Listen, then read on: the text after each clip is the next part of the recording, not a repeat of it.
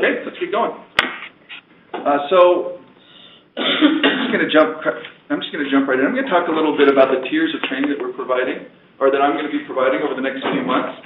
The first one is this one. So this is this overview training. This is really for almost all of the staff at the center. I think this is useful information. Even if our primary duties aren't, to create electronic documents, create web pages, it's just, that's the world we live in. Almost all of us, without exception, are using email. At the very least, we're probably using Word, things like that. So this is an overview training where we're going to talk about principles.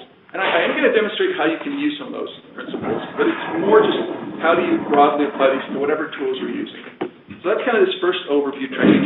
And then the next one's going to be, they're going to be workshops. And those workshops are going to be based on your duties. So if you're using Word to create documents, it's probably the one that's most common for most of the staff. We'll have a workshop on that where we'll actually, this is just no computers, listen, I'm going to demonstrate and answer questions. These workshops, though, bring a laptop if you have one. We're going to work to make some laptops available. And then we're going to do these things. In Word, that'll be next month. PowerPoint will be the month after that. Acrobat later on. We'll also be talking about some topics like video, how to make video more accessible. Will be a workshop later on. So that'll be kind of the step where people, the tools you are using, part of your duties, that's the time to practice and learn and kind of dig a little deeper. And there will also be, just for individuals, some of you may be using tools that might be unique to just a couple of people. An example of that might be really, really heavy-duty stuff in Acrobat, where you're modifying, combining files and doing some pretty heavy-duty stuff. Another one might be InDesign. There's a few people in the center using InDesign, but probably not enough for this kind of training. But show of hands, is anyone using InDesign in here? So we've got about 3 in the room. Okay, perfect. So those will be kind of as needed. We're going to see based on group size in that. Maybe we'll just do it, and some of those might just be one-on-one. Some of those might be with a small group, a little bit more informal. And some of those, if it's really, I'm the only person in the center using it, it might be me helping you find the right resources, other websites, that kind of stuff. So those are these 3 tiers. For those of us that we're moving to electronic medical records, so the clinical setting, is any of this going to be applicable to our shift into electronic medical records? Point and click.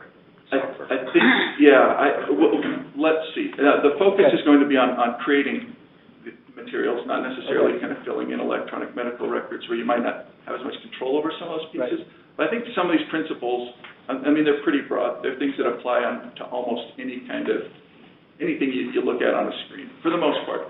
So, that'd be a good question maybe afterwards to follow up and see if some of this is applicable, or maybe some of you are a bit more specific. Good question.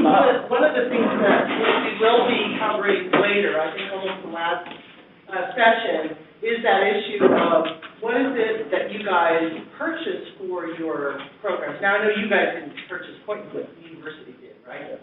But a real dilemma is that folks hear about or see some new fangled thing, and they get it, and whatever they just got, because they didn't consider, is it going to render something that's accessible, then we're in a spot where no matter what we do, the output's going to be a problem for some people. So we're going to spend some time talking about how you guys can be essentially smarter consumers, or how you, if you're part of a purchasing committee, might be able to help people that may be in other parts of the university thinking about this and pulling this up on the short list of things that need to be considered as we go into purchasing or procurement. Because then, you guys are set point and click. It could be really good. It could be completely inaccessible. I've never worked with point and click, but you guys just got the video right.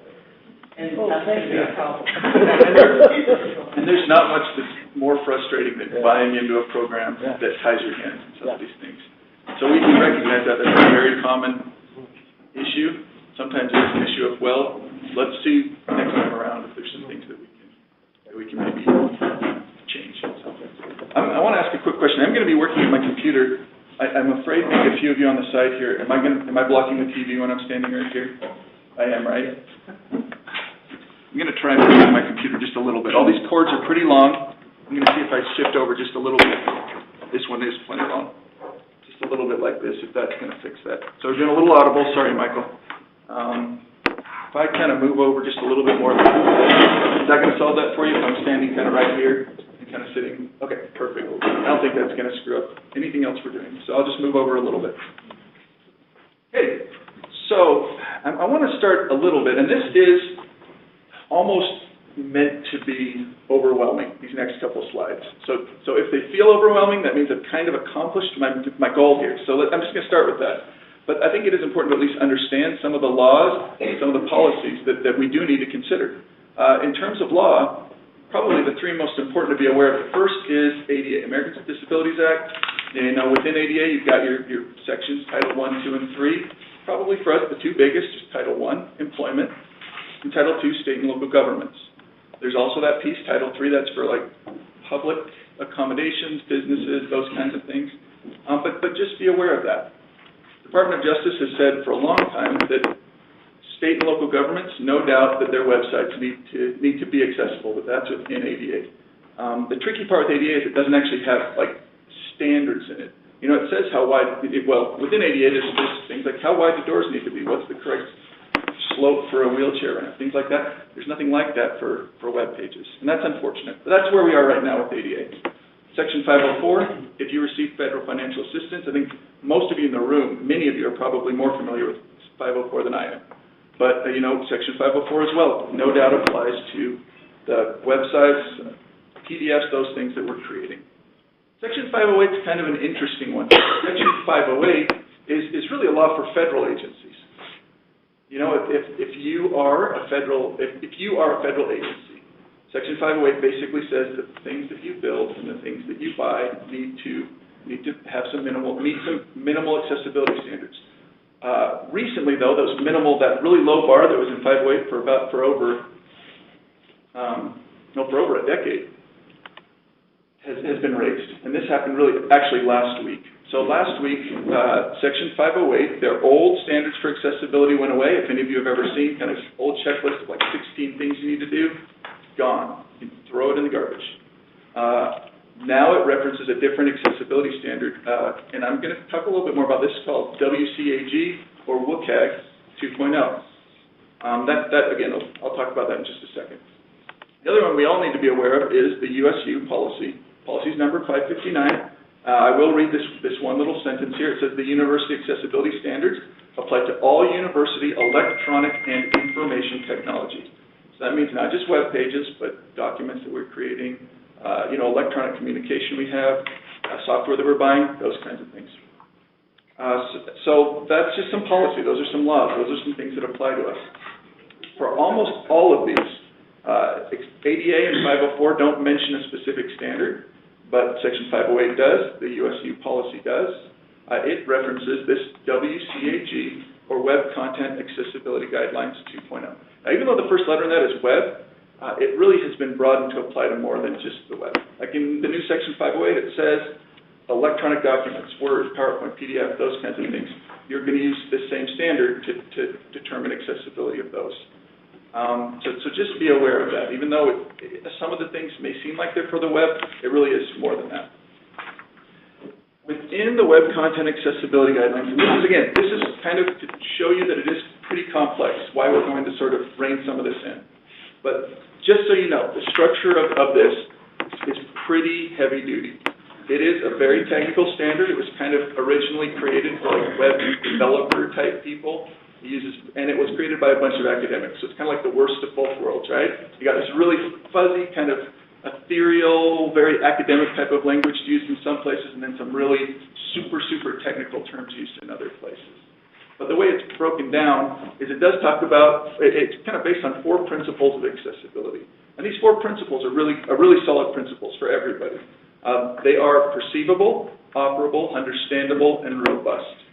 Now, not all of those might be things that you need to worry about, but I'm going to talk about each just quickly. Perceivable, that's probably the biggest one for most of what we're going to talk about. Can you perceive, can you take in the content that's there, that's available to you? Most of us perceive most content by looking at a screen, by listening to media. Some people perceive content in different ways. If you can't see, you're going to perceive that content in a different way. And the key is to make sure that it's presented in a way that people can do that. Operable is this idea of being able to interact with the page. You can get the content and get what's there, but you need to be able to follow links. You need to be able to use forums, those kinds of things. We're not going to talk much about that because a lot of that interactive stuff is more when you're building web pages or programs. But that's the second principle. I have a question. Sure. Is there any international policy that are considering as well? That's a very good question. So WCAG is an international standard. It is very, very international. Actually, in some ways, the United States was one of the last countries to finally get on board. The new updates to Section 508 map very, very closely to some standards that have been in the EU for a few years now. So, yeah, that's a good question. That's another thing that's excellent about these guidelines, even though they're pretty hard to interpret, they're very broad. Like I don't know of anywhere in the world that has any standard, any law that goes above what's required in here, in this WCAG. Good question. And John, I just would want to mention that a lot of countries have their own laws that reference that as the technical standard, but the United Nations Convention on the Rights of Persons with Disabilities has been ratified in 188 of 194 UN member states. The U.S. is one notable exception. But I think outside of the U.S., what you would find is that most countries are on board with the issue of accessibility. So if any of your programs also are including a target of an international audience, boy, do you really need to pay attention to this guy. Okay, so the other two principles, or the other two, is understandable, and that makes sense. You know, what good is content? You can see it, you can use it, but it doesn't make sense to you, then it's not really very accessible. And then the final one is one we don't really need to worry about. Robust just means, does it work? Does it work with the programs people are using? Does it work with the technologies that people are using? That kind of thing. The really big one for us, though, is going to be this principle of perceivable, how people perceive content.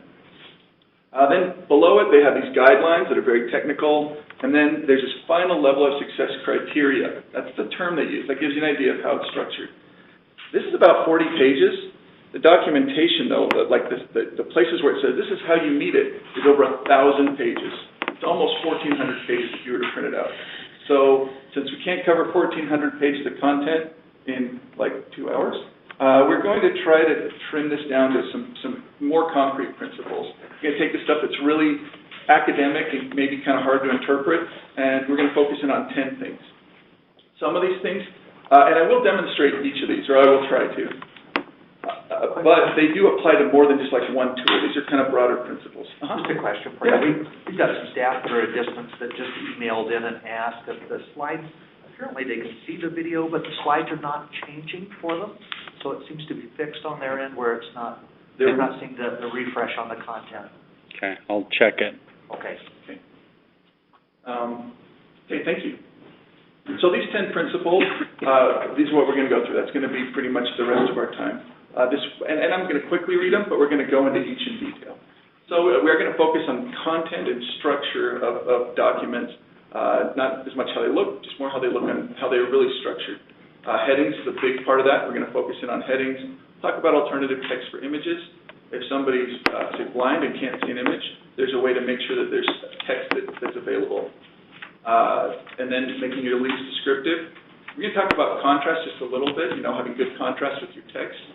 Nice and readable. I go crazy on the contrast on my PowerPoint slides, in part because you never know where you're going to be presenting. Just yesterday we were presenting in a room that had a lot of sun coming in, and I was really glad we had really high contrast slides. So we'll talk about that one in more detail. This is where you can go. Okay, any questions on those? Did everyone get the cheat sheets? Anyone need one? Okay, we've got at least I think maybe in the very back, one or two. Oh, just one. Okay. So with that, we're going to keep going. We're going to jump right in. We are going to talk about the experiences of some people with disabilities, or at least I'll talk about my experience trying to work with people and help make websites more accessible for people with different types of disabilities. The first that we're going to talk about is the experience of somebody who's blind.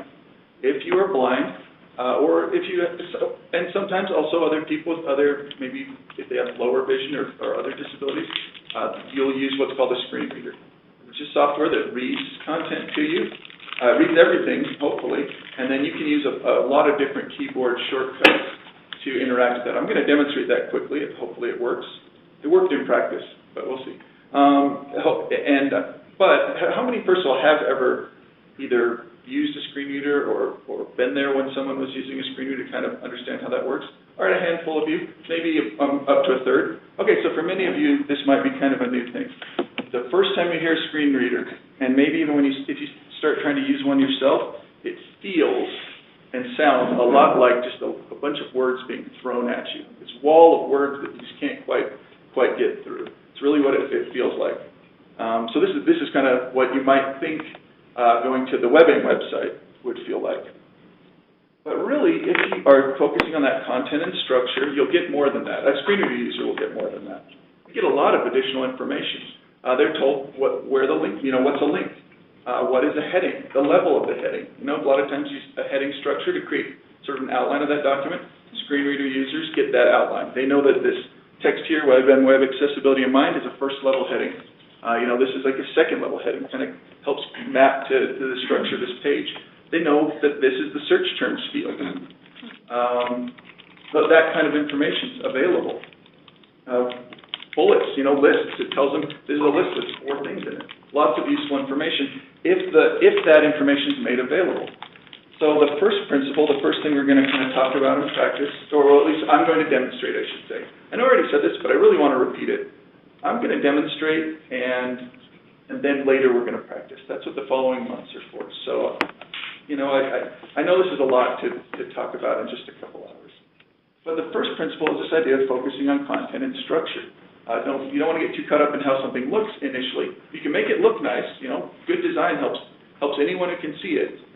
But you want to start by maybe focusing on what's the content that I'm trying to present and what's the structure of that content. And this is kind of a foundation to most of the principles we're going to talk about. So one of the ways that you can do that, I'm going to sit down for a second, but one of the ways is to be a little careful how you paste things into Office if you're using Office. There are paste options that allow you to control how much of the visual stuff are you going to paste in versus how much of the content are you going to paste in. So I'm going to show what this might be like if you right-click and paste using these options. Let me do that in, I'm going to switch real quick to Word. So this is Word 2016. I'm on Windows. I just found this handout. This is something that I just kind of searched for something in my email that I knew wasn't created by one of us. And so one thing you might do if you come across something like this, a Word document with all this stuff, and you want to put it in an email, you might just select all this text.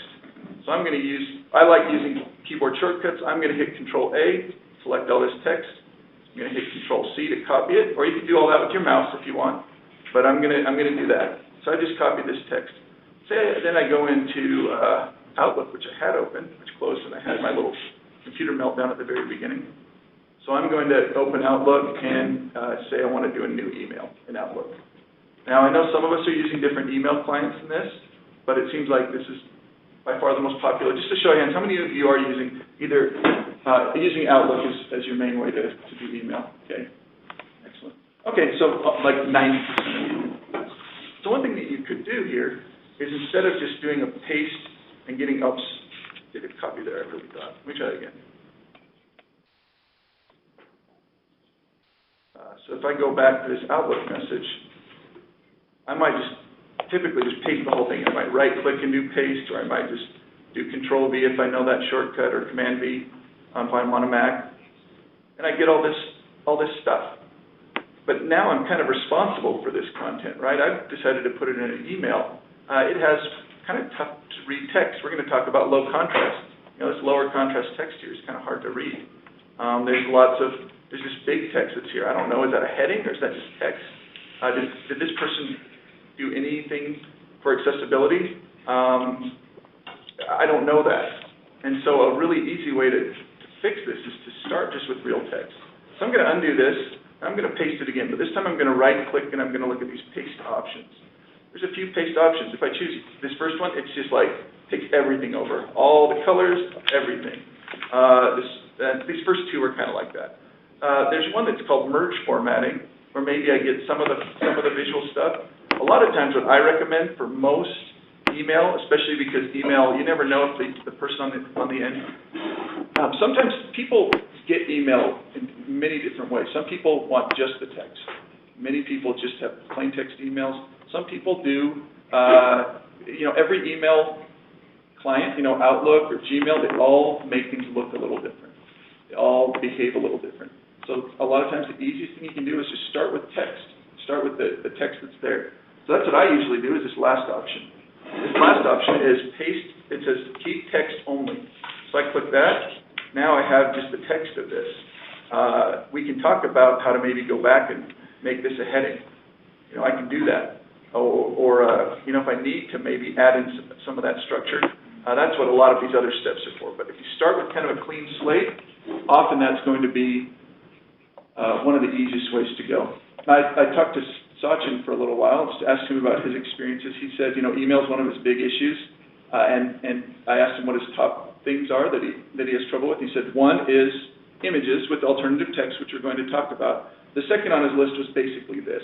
A lot of people just cut and paste, and he gets all this weird formatting and styles, and a lot of times it makes it so things aren't read correctly by him. So I think this is an important principle and a good place to start. Any questions on this idea of just starting with plain text and building up from there? Okay. All right, well, let's go back to our slides here. All the demoing I'm going to do, there's going to be a lot of jumping, from decks to different programs.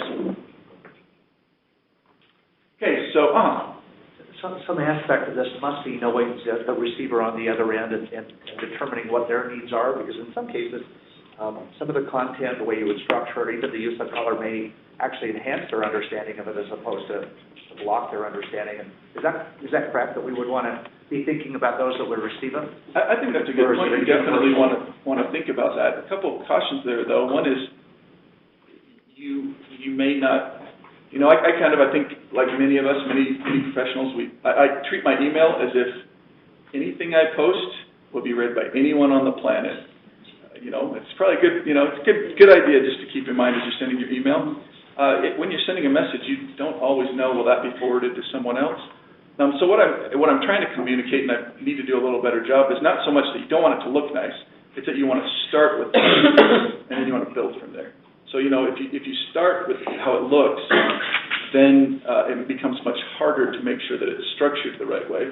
It's much easier to end up with just a bunch of text that may not make a lot of sense to somebody. If you start with, okay, I'm going to focus on the content, then I'm going to focus on making sure it's structured correctly, and then I'm going to focus on making sure it looks good in a way that's readable. That's kind of the progression we're going to go through. So but that's a good question, and hopefully that's a bit more clear by the time I get to the end. Okay, excellent. Any other questions on this? All right. So we are going to talk about headings, using a good heading structure. Headings are almost certainly the most important thing you can do in a lot of the documents that we create, especially like a Word document. Typically, a heading structure is going to be, for many documents, maybe most of what you're going to need to focus in on. Headings, and the other thing about headings, the beauty is, if you're not kind of using headings the way we're going to talk about today, I promise you, if you start kind of using them the way that I'm going to outline, it will just make your lives easier. I mean, you'll still do it because it's the right thing, but you'll also do it because it will just make your time in Word, creating documents, or in Outlook, it's just going to make it go faster. It's going to make it easier. So I'm going to show how that works using the styles bar in Word. Let me open up a Word document. I'm just going to start with I'm going to actually, I'm just going to open a new document just to be safe. So I have a brand new document here. So a lot of times when we start a document, the first thing we do is we kind of put a main heading for that document, what it's about.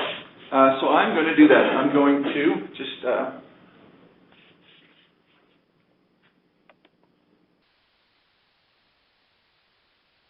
so I've got the super important document, or whatever the heading of that document might be. So what do we often do? We say, well, you know what, that's the most important heading on this page, so I'm going to take this, I'm going to make it about 16 point. I don't like this font, so I'm going to go with Arial. I'm not going to go with Papyrus because that's a terrible font and don't use it.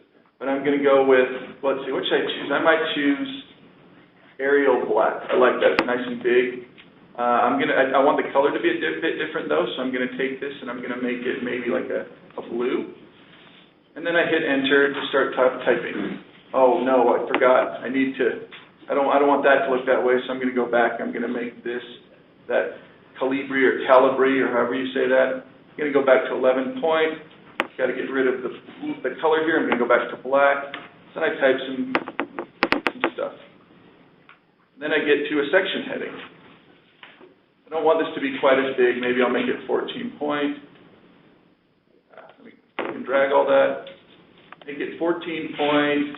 Make it that same color blue, or if I remember which color it was, I think it was this one. But I want this one to be italicized, and I want it to be bold. And then I kind of go on. You kind of get where I'm going. Now I've got to undo that. And I've often seen, it's a common way to make headings for some early years in when many of us were starting to use word processing. This is kind of how you had to make headings.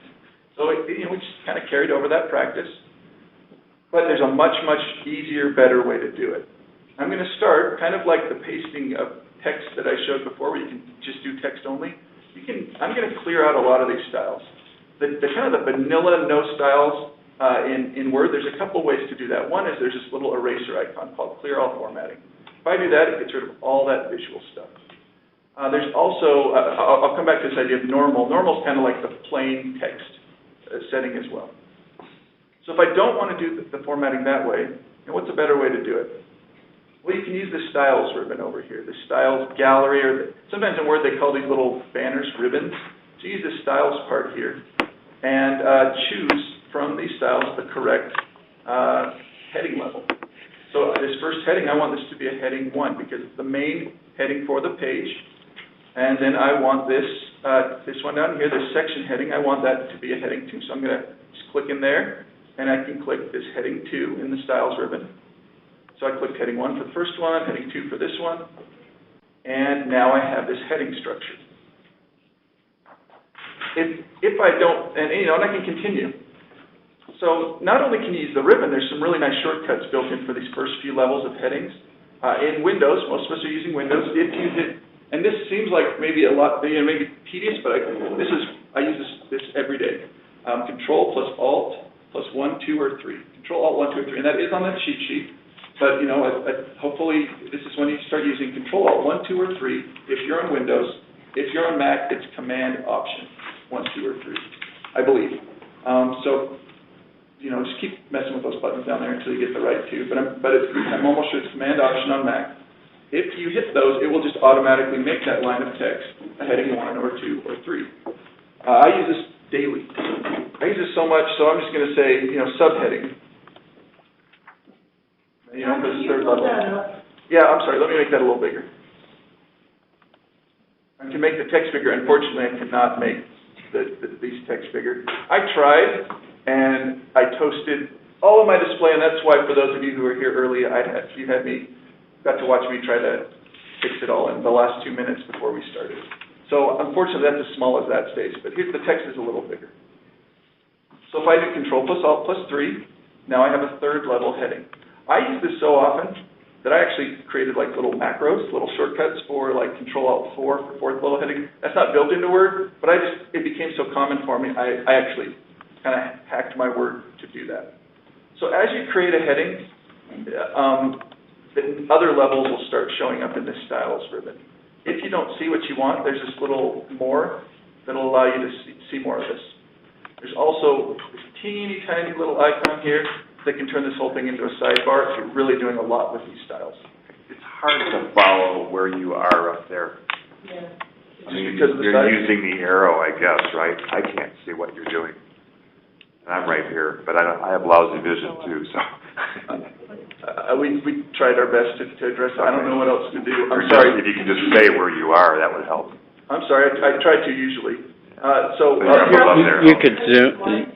We could try cutting lights. It's going to mess. Yeah, might as well. No, just do it. Yeah, just do it. Yeah, we tried that on Monday. The projector was worse. So light and pixelated.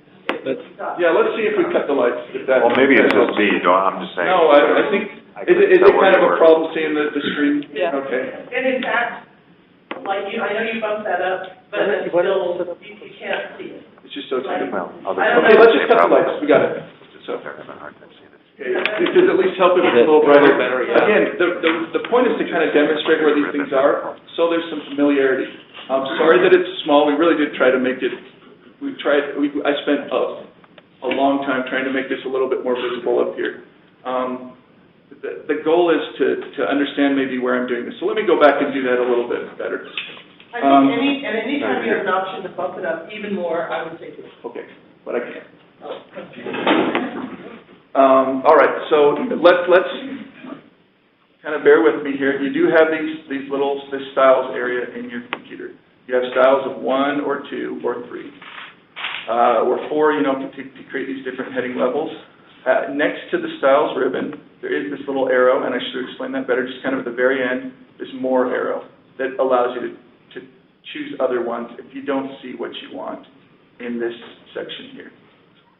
So that's how you can find any of those styles.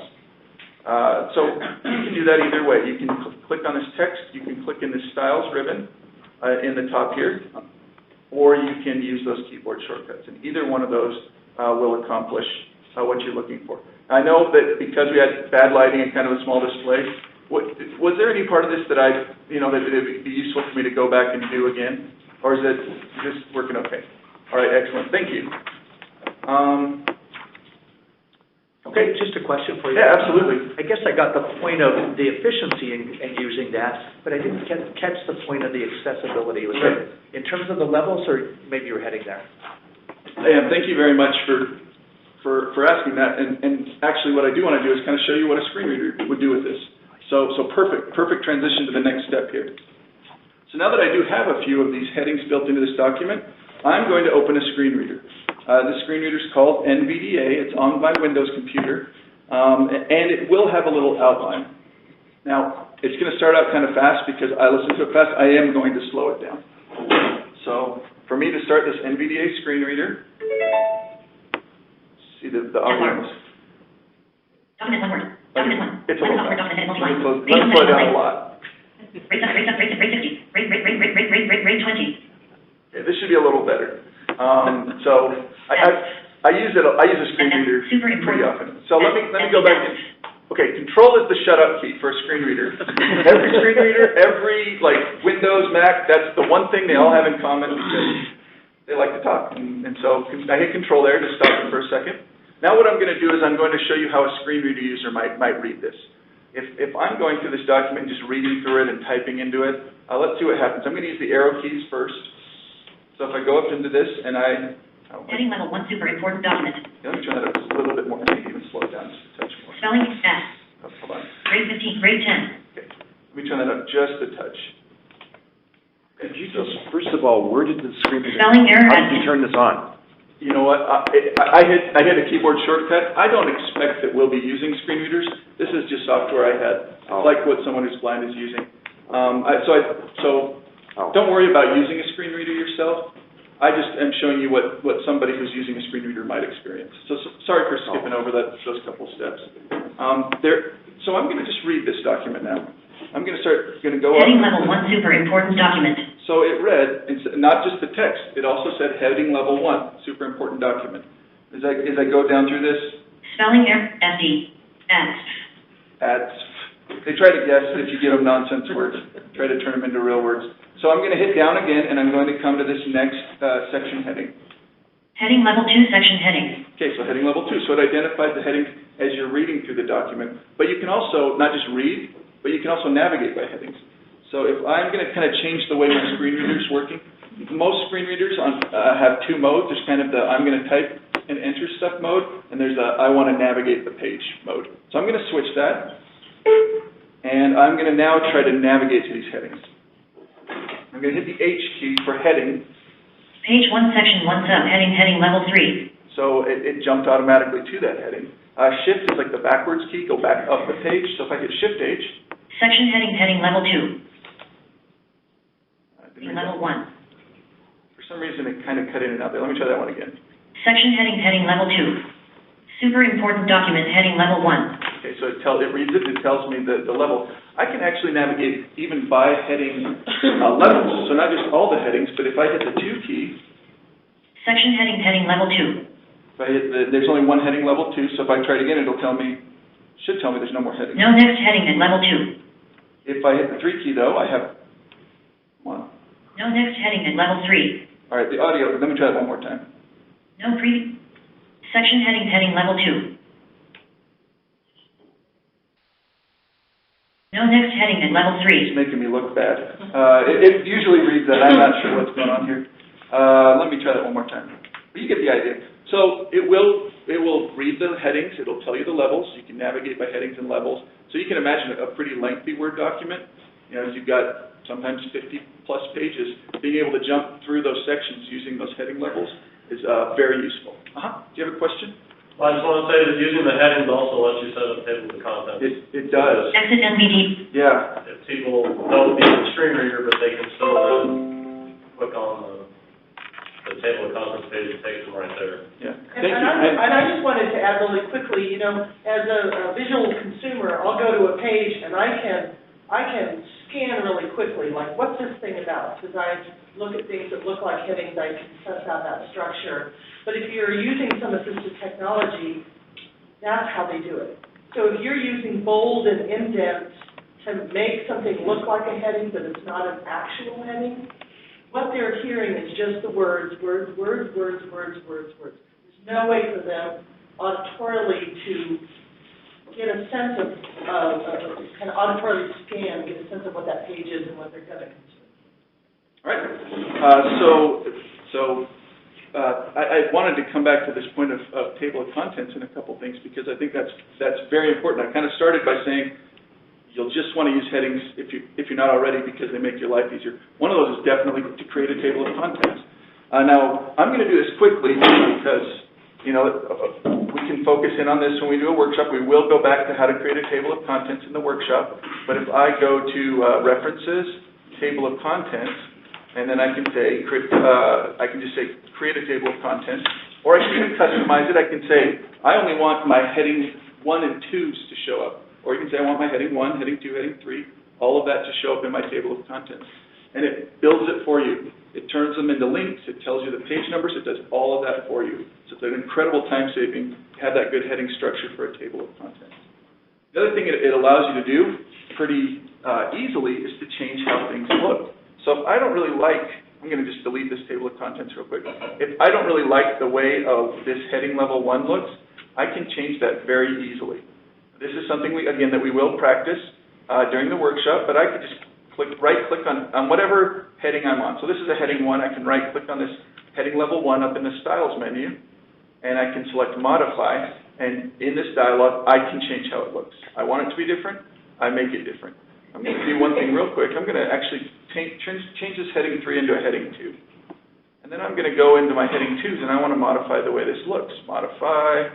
I don't like this blue. I want it to be dark green. And I want these to be Arial black. And whatever else I choose. So if I hit OK, you'll notice it actually changes every heading on the page. You don't have to go back and make any of these styling changes. It's visual changes yourself. Just do it once with your heading structure, and you're good to go. So that's a huge time savings. And there's other ways to change the appearance.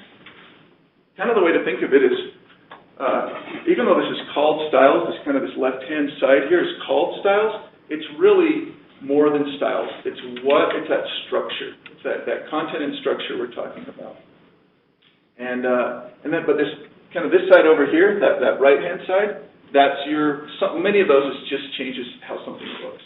You know, click on the color there. That's temporary. It's information that's probably not going to be given to a screen reader. So just make sure whenever you can, and anytime you're doing anything with headings, use that headings section. Okay, and this is something we will dive much deeper into when we go into Word.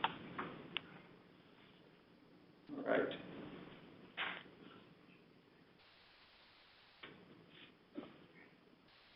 Even though we're only on number 3 of 10, these first couple really do take a lot longer than most of the others.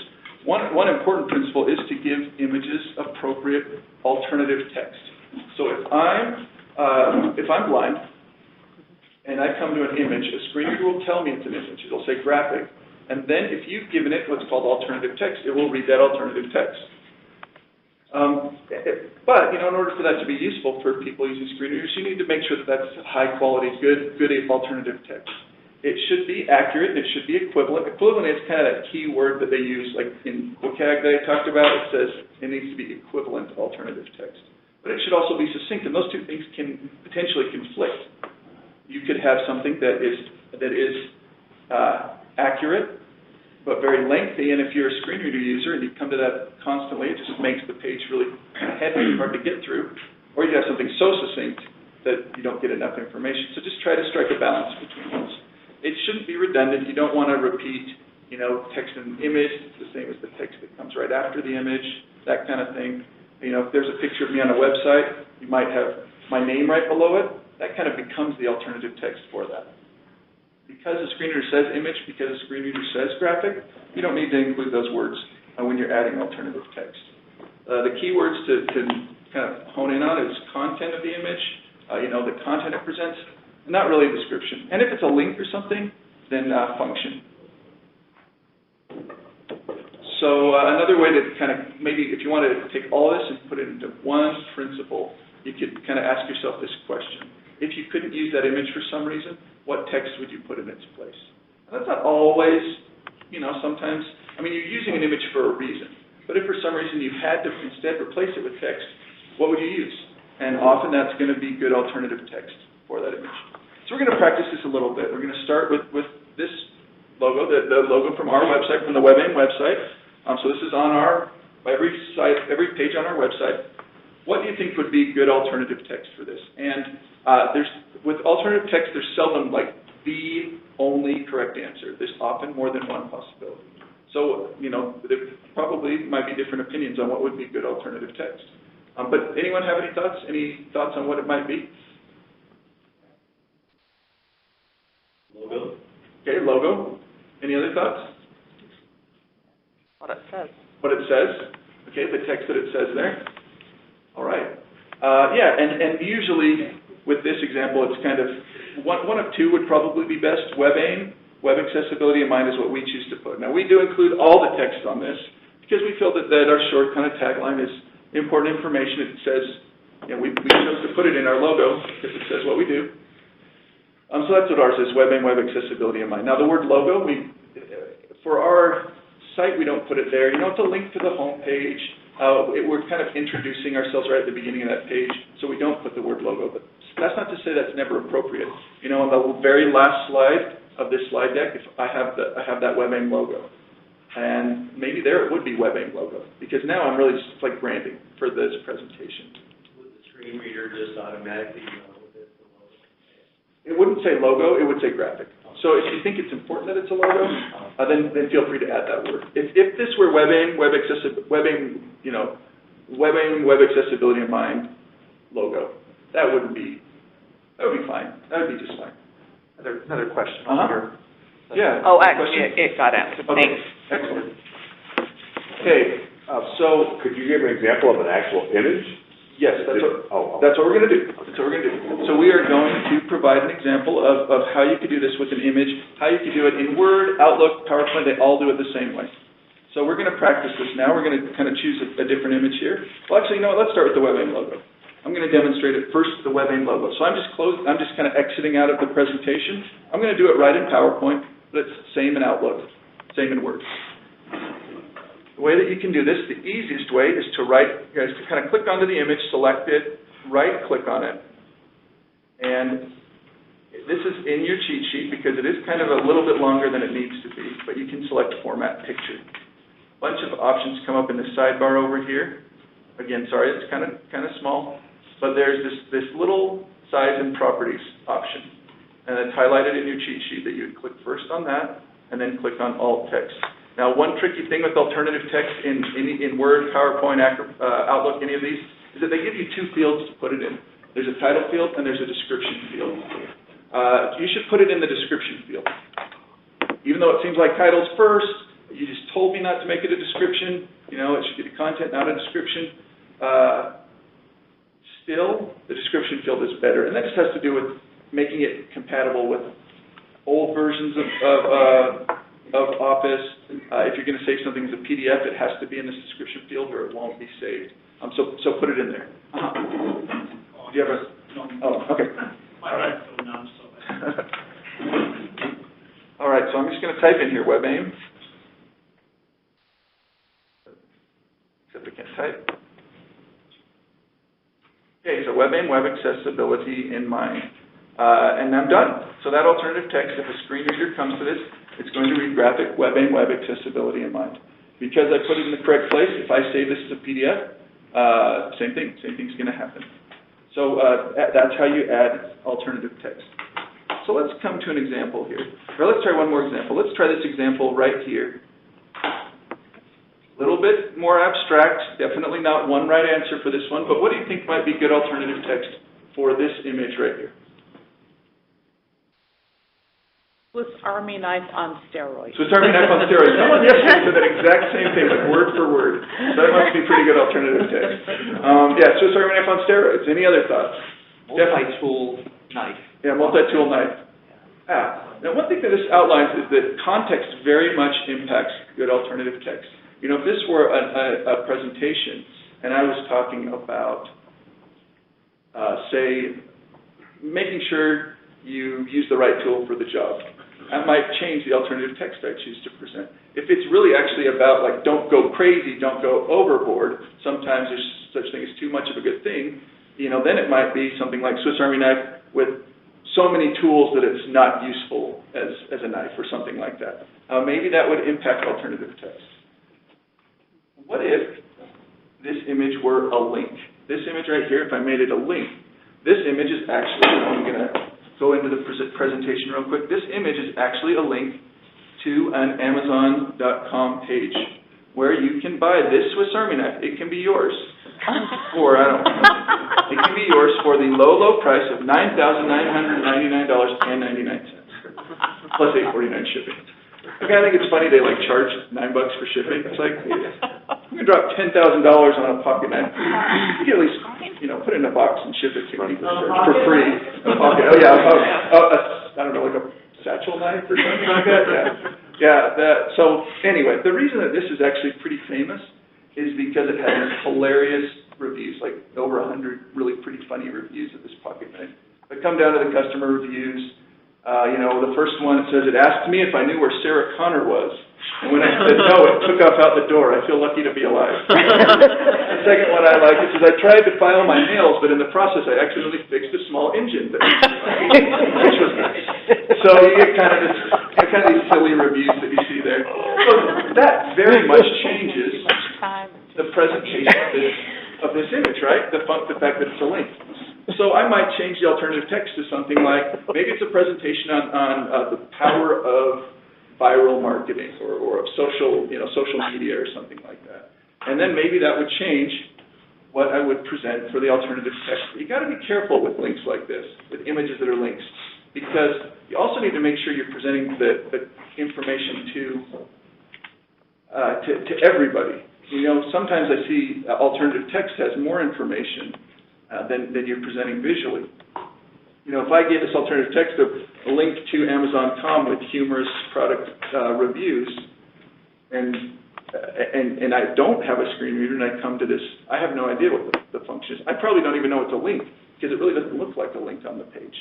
So, you know, be careful. Maybe if I was using this, I would want to include a line below that would say, you know, Amazon.com, you know, humorous, you know, Amazon humorous reviews or something like that. And then maybe the alternative text for this would be, it's a, you know, ridiculous Swiss Army knife. And those together kind of provide the information for somebody who's going to that page. That's the kind of thing you need to consider. Now this is pretty extreme. You guys probably aren't doing a lot of images that are links, but most of our documents do have links, right? They have text links typically. And usually the way that we create text links in Word or in PowerPoint or something is we just do, I'm going to actually skip ahead one, we just do like a copy paste, right? If we copy and paste the URL, it will, and you push space or you push enter, it will automatically make that a link. But that's not useful to anybody. That's not useful for a screen reader user. That's not useful for somebody looking at the page. screen reader users can and often do navigate by links, right? If you are on a web page, you could hit the tab key and kind of go through those things. Or if you can also, using your screen reader, just call up a window that has all the links. So give me all the links in this document or on this web page. So if you come to Amazon.com, blah, blah, blah, and it's crazy long like that, that's not going to be useful. So what you do want to do is make sure that your links are descriptive and meaningful for everybody. So I'm going to demonstrate this as well. This, again, is something that we're going to practice later, but in workshops, but just to see kind of how this is done. Like a lot of things, the first step is to right-click it. For many of these things, you can start by doing right-click. So if you right-click this, you can select, because this is already a link, you can select Edit Hyperlink. When you select Edit Hyperlink, you get this kind of dialogue that's got a lot of stuff here, but really the important one for what we're talking about is this very first field. Again, it's kind of tiny up here, but you do have, in your cheat sheets, you've got screenshots of this. It says Text to Display. So if you go to this, whatever you type in this Text to Display field, that will be shown as the link. This is kind of a long title for a book, but this book is called Essentials of Online Course Design, a Standards-Based Guide. So I'm going to just copy this text. And you can do this many different ways. And we'll practice, sometimes you can start from scratch and create a link, or you can just do something like this. I'm going to copy this text that I want to be descriptive, and I am going to then right-click on this link and select Edit Hyperlink. In that top text to display field, I am going to change the text. I just did a copy-paste. You could type it in there as well. Just type whatever you think should be good link text and hit OK. And now I've got some repetition here.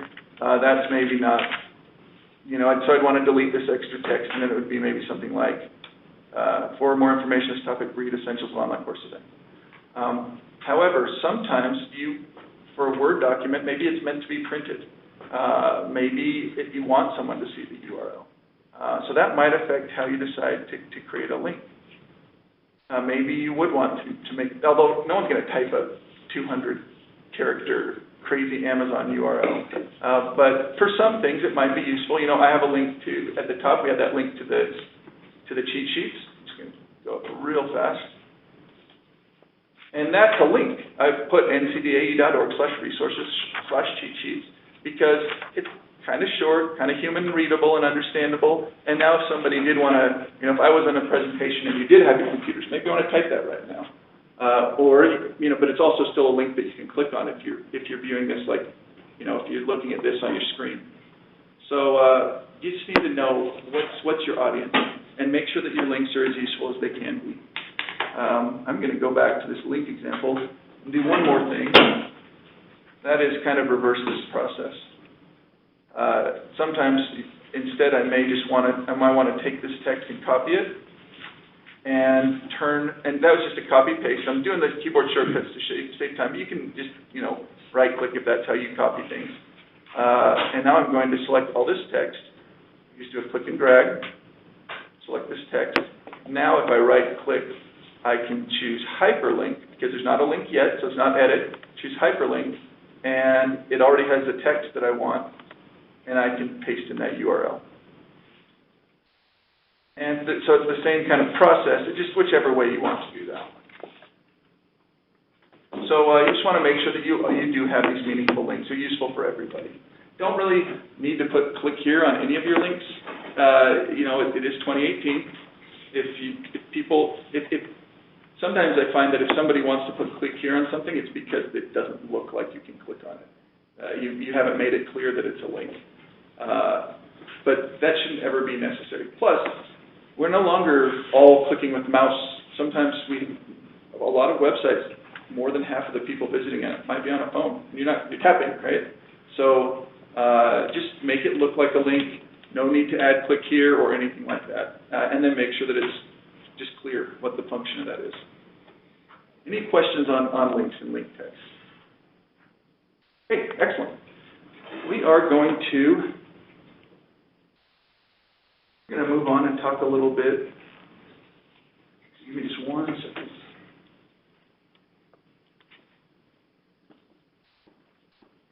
I don't know if any of you have ever had that last minute, oh, I know how I can make the presentation better, like 2 minutes before you present. I needed to move one slide. So I'm going to continue. We're going to talk about low vision now for a little while. So low vision can mean a lot of things. It's kind of a very commonly used phrase that it's kind of this catch-all term. Kind of technically what it means is even if you're using corrective lenses, glasses, contacts, you still have some visual disability, vision loss, or maybe there's a part of your vision that's obstructed. Some people maybe have the center of their field of view where they can't see or can't see very well, and you can see in the peripheral area. Some people may have the opposite, maybe kind of a tunnel vision where it's like looking at the world through a straw or something like that, and difficulty or inability to see outside of that. Maybe things are hazy, maybe things are have some kind of splotches or occlusions or floaters or things like that. There's a number of different possibilities, but there's a few things that some users with low vision have in common. One is that they do sometimes enlarge content. Some of you are experiencing the pains of small content as we're going through some of this, so some users maybe make content just bigger on the screen. So that's one possibility. Another possibility is to change your contrast. So some users might do that. They may see everything better if it's yellow on, like yellow background, black text, or black background, yellow text, or blue and purple. There's so many possible combinations. That's just somebody's individual kind of setting in their computer. So they're going to take care of that. You don't need to do anything there. But for many users, they may just look at the page, or they may make it a little bigger. One thing that many users with low vision share, though, is benefiting from text that has good contrast. If we go back actually and look at this example, this low vision example here, you see it's kind of, all of it's intentionally hard to read. It's all hazy and that, but the text that's maybe orange or blue is especially hard to see, especially difficult. You've got kind of orange text on a yellow background, really, really hard to read. So you want to make sure that you provide good contrast. Some of this, there is in this WCAG, the WCAG standards I talked about, it does have very complex formulas to help you identify, what's the right amount of contrast, and it has ratios to help you determine, is this something that passes or fails. Some of those tools are pretty hard to use. I may take a minute and just very briefly demonstrate how you can fix this, but again, just to demonstrate, this is not something that we're all going to practice and be able to do in a few minutes. A lot of times, though, contrast is just something you kind of maybe might know it when you see it, and maybe just with time you might become more comfortable looking at something and saying, you know what, I think I may need to look at the contrast in this. If you start out with like a typical, like say a Word template, that kind of if you load a brand new Word document, it gives you those sort of blue headings. Those are usually fine out of the box. It's if you start changing them that you really need to be really careful with your contrast. So when I first created this presentation, that first slide I made, I looked at that and I thought, you know what, I'm almost sure this doesn't have quite enough contrast. Just looking at it, it's white text, light background, might be kind of hard to see. So I kind of double checked that. I used a tool, and again, I'm just going to demonstrate quickly, called the Color Contrast Analyzer. It's spelled, the person who developed it is from England. And so you'll notice that it's spelled with an O-U-R, Color Contrast Analyzer. And despite all my efforts to keep my, despite all my efforts, this looks just a little bit weird on the screen. Some of the icons are a little tiny. But the way this Color Contrast Analyzer works is it allows you to use a little eyedropper to kind of check your contrast. So I'm going to do that real quick and explain what I'm doing. I click this little eyedropper icon, and there is a link to this tool in the slides, but more this is just to kind of show how it works. Click this little eyedropper, try one more time, super tiny because I did enlarge my font on this computer, and that's why it's making some of these icons tiny. But I'm going to look at the foreground or the text color. I know it's white. Use this little eyedropper and click inside this white text. And then I can do the same thing with the background. Click inside this kind of bluish color. And then it tells me down here that it gives me a bunch of X's and a bunch of fails to tell me that this does not have enough contrast to meet these requirements. In the Web Content Accessibility Guidelines, they actually have levels. They've got a level single A, which is kind of the most basic and important issues, double A and triple A. There's actually contrast for double A and for triple A. Don't worry about the triple A, but looking at these double A, what I want to do is I want to make sure that this has enough contrast so that I no longer fail. Now it talks here about text and what it calls large text. So this text is bigger. It's big enough that it would be considered large text. So if I just look at this value here, and I can't really change my white text. I mean, I can make it black or something, but I can't make it lighter. White is as light as something gets, right? And so this little value here is all the way to the end, but I could maybe play with this other value a little bit and kind of make this a little bit darker until I get a pass. And it says I need this color, and I could copy this color in, and I can add it to my presentation. The other thing I could do is just keep trying colors and keep trying this eyedropper. Just click different colors in Word or in PowerPoint until I find one that does pass. So from this point, though, I can fix my contrast. The real key here, though, is to probably try to avoid this for most of the things we're working on. Just try to choose things that we know have enough contrast. Word documents shouldn't be that hard. Just don't go real light with your headings. The body text is almost always really dark. So just make sure that you're using good contrast in the things you're creating. Now, for some of you who are, this is kind of contrast 101. For some of you who are more graphic designers or creating things in InDesign or some other things, it does get more complicated than this. There are some constraints in these contrast requirements. That's one of those things that we will go into more detail on, or something that I'd be happy to, if someone wants to check with me, I can provide a bit more information on how to do this.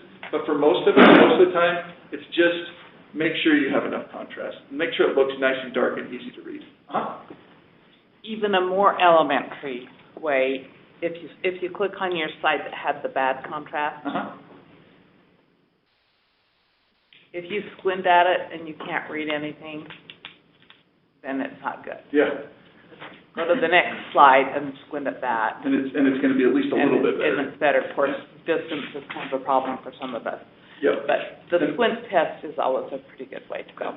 And so that is a good point. If it just kind of looks, when you squint, it looks kind of fuzzy and hard to read, that's a good way to maybe know that it doesn't have enough contrast.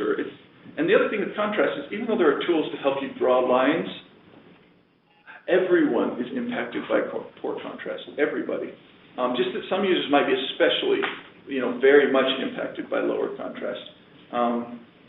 And sometimes we're not in ideal conditions. This is far from an ideal condition, how we're viewing it right now. At least, even though our text is tiny in some of the examples, at least most of these slides have plenty of contrast, making it a lot easier to read. And so, same thing with like a phone. If you're using your phone in the sun, all of a sudden that contrast that maybe passes a tool, it's still very difficult to read because the conditions aren't ideal. So good contrast, just kind of an important general principle to keep in mind. So, just as a comment, George and I were talking about we're using point and click, and I've joked about the fact that I'm convinced that the people who designed this are all 20-somethings. Yes, probably using like this beautiful, well, they have great vision. Really, yeah. They have great vision. They're not over 35. But I think that's relevant. I think you're right. It is relevant. Having good contrast is one of those things that definitely changes with age. I know I'm finding just in the last year that I'm squinting and taking off my glasses a lot more than I used to.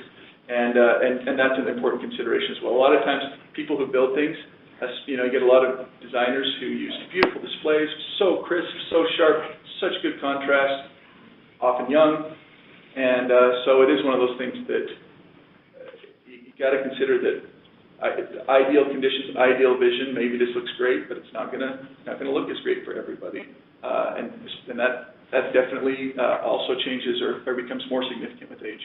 That's a really good point. So contrast is an important principle, and then there's also this principle of color reliance. They are two separate principles, and so we've talked about kind of making sure things are nice and easy to read with good contrast. You also need to consider what somebody who's colorblind might experience.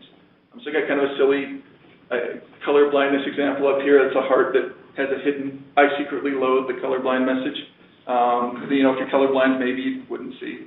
But red-green color blindness is the most common form of color blindness. It's not the only form. Some people have other colors, blues, yellows. Some people can't see any color, although that's very rare. About 8% of men in the U.S. have some form of color blindness. My father is very colorblind.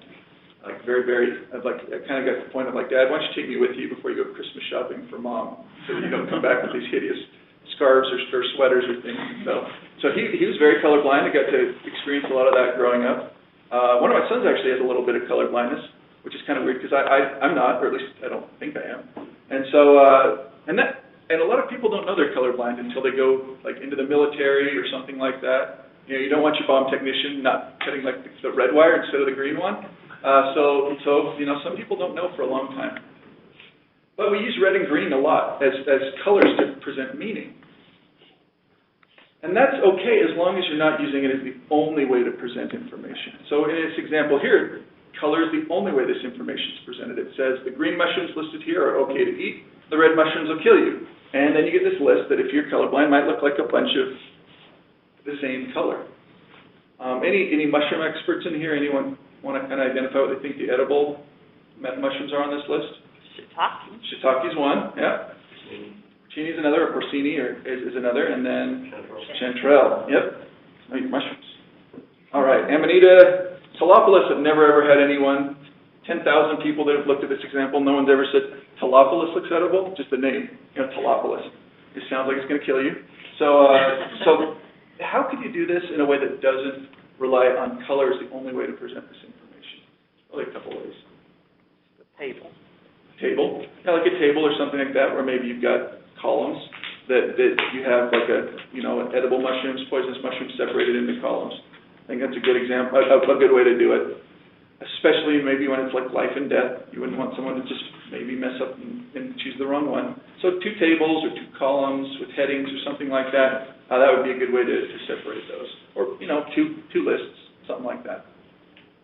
Any other thoughts on other ways you could do that?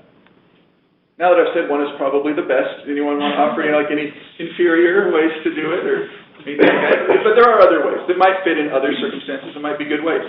Any thoughts on other ways you could do this? You could do something simple, just like putting asterisks or, parentheses, G or R after it, or... Yeah, so you could maybe put like something afterwards in parentheses. It's like text to identify the poisonous or something like that, and that could work. You didn't say this. I want to mention one thing, though, that sometimes people mention that's similar, and that's things like bold, italics, or things like that. While that may sometimes help and might solve the issue with somebody who's colorblind, that can still cause problems for people who are blind. So if you're blind, you're also colorblind, but other visual things like bold and italics wouldn't be enough on its own either. So those are, but something like text, that would work, right? Because anyone could see that, or a screen reader would read that. Any other thoughts? Symbols. Yeah, so you could use symbols. You could have maybe some kind of icon, like skull and crossbones, kind of universal poisonous icon. So you could do something like that. Now, we talked about alternative text. You would need to make sure that icon has good alternative text.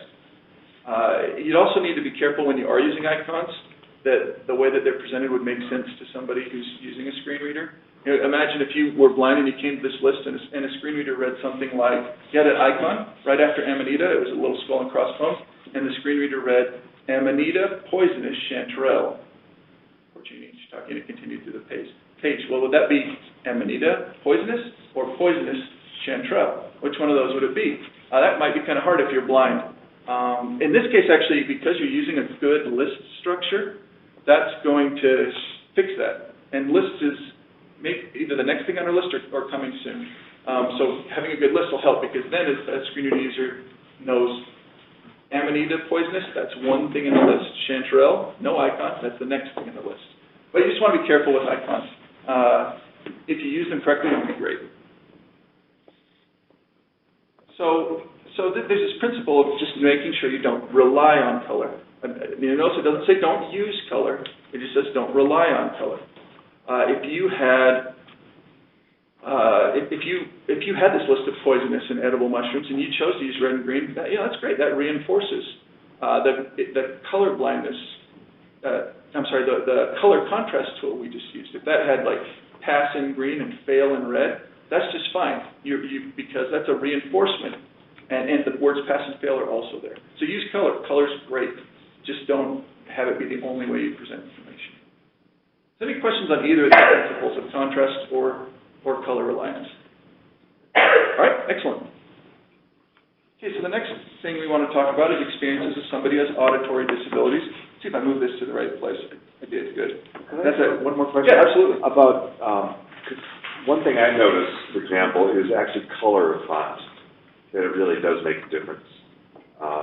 Red generally is just harder to read than black on white. And I'm surprised at the number of places like, and we run into this again with point and click, where they have some of the text in our records are red and they're just harder to read. But I see that on websites as well, where, so I don't know if there's research on that, on like what's the best way to get contrast. For me, just good, sharp black and white is probably the best, but yeah, that's a good point. There are other ways to do that. Yeah, so are there other ways? You may raise a couple of really good points. One is that red text is harder to read. It kind of does like inherently have lower contrast. And then add font too. Yeah. Some fonts are easier to read than others. Yeah, so a couple thoughts there. One is, you are absolutely right. Font impacts it. It's not something that's in like the guidelines. It's not like a pass-fail if you use one font versus the other, but it's a very important consideration. We sometimes, we just finished a 2-day training yesterday where people came, and it was for developers, and we spent like 30 minutes just talking about all of the subtleties of contrast. One of them was that, how thick is the font? Thick and thin, things like outline, things like shadow. There's so much that impacts contrast. Another interesting point you make is red being kind of hard to read. And actually, the color red is, so I mentioned there's this formula that they have within the Web Content Accessibility Guidelines to help you figure out contrast. It actually kind of penalizes red a little bit, and green. It's like blue kind of is a little bit easier, and part of that has to do with just perceived contrast, because contrast just measures brightness. So even if you have like a red and a blue that are equally bright, the blue might actually be a little bit easier to read for a lot of people. So they kind of try to factor that in, but that's definitely a good point. Finally, when you mentioned the solid black and white is a good point as well. For documents, Word documents, things like that, that's the standard. It has been for a long time. They're often meant to be printed, and so black text does make a lot of sense on a white background. Now, that's as much contrast as you can get. For some people, especially some people with dyslexia, having a really stark black and white can actually cause some problems because it can be kind of a halo. A lot of you have probably done the optical illusions. You stare at this thing for a minute and then look at a white wall really quickly, and you get kind of this halo of that. And that happens because that's stark black. So sometimes that halo can kind of impact some people with some, for reading, but it's not something that you necessarily need to. If you're using black and white, keep using it. That's great. Definitely better to kind of err on the side of more contrast. But that's why sometimes you see on a lot of web pages the text isn't black. This isn't black. This is a very, very dark gray, just to kind of help minimize a little bit of that. But I think those are all excellent points. Any other questions or comments on contrast? Okay. So just to now kind of shift a little bit and talk about an experience of people with auditory disabilities, people who are deaf or hard of hearing. In terms of what to do to make videos more accessible, the big thing is to just make sure that captions are available. Now, there are some other principles with multimedia, especially for those who are blind, where maybe you need to consider other things. But for the purpose of focusing in on a few of the most basic principles, kind of focus in on captioning, making sure videos are captioned. You can caption your own videos. YouTube has made it pretty easy, but it's very, very time-consuming. Just listening to something to see if it's captioned is, takes as long as the video. If you have an hour video and you want to listen to the captions, it's going to take you an hour. If you want to write captions just, as you're listening and typing, it's going to take quite a while. But it is possible. And we do have another cheat sheet that outlines a little bit on captioning in YouTube. That's available, that same link. By the way, that link is also at the bottom of those handouts as well. So that's something you can do. But a lot of times if you're dealing with more than a couple short videos, it might be good to just make sure that his videos are captioned, or maybe have somebody caption those for you. The university does have access to captioning services. There is a cost, but it's a lot cheaper if you go through kind of a bulk that the university can get versus trying to do it yourself, or trying to pay someone yourself. So that's an option as well for those of you that are doing a lot of media. Another thing to do is just maybe search for captioned videos, because sometimes just because something looks captioned doesn't mean it's captioned correctly, especially when you get like the YouTube auto captioning. Sometimes you got the kind of screenshot up here, just nonsense captions. It says, "Is officially tomatoes its prison rations?" It's nonsense. It doesn't mean anything. Sometimes you can have captions that do that. A couple examples we heard from clients and people we've done trainings with. One was the CIA. They had a big meeting, and the director of the agency, they were doing real-time captioning on the screen, and the director of the agency talked about the broad assets that the agency has. But the word assets was not captioned correctly. It wasn't the assets that were broad. There was another one in Princeton. In Princeton, there was a video that they did, a welcome video that they recorded, made available on their homepage from the university. I think it was like the president of the university who said, "Welcome to Princeton." But the captioning, they used auto captioning from YouTube, and so the first line was, "Welcome to prison." Which, maybe that's not so far from the truth in the university, but, that you can get some embarrassing and some crazy stuff. So it's important that, even though these tools can sometimes help, that you do caption, you do try to either caption videos or look for videos that have been correctly captioned. So I want to show very quickly one thing that all of us can do, even if we're just searching for a video to include in something. That is that you can search in YouTube for videos, not just that have been automatically captioned, but videos that have been captioned by somebody, like manually. They checked it, they improved it, or they provided the captions.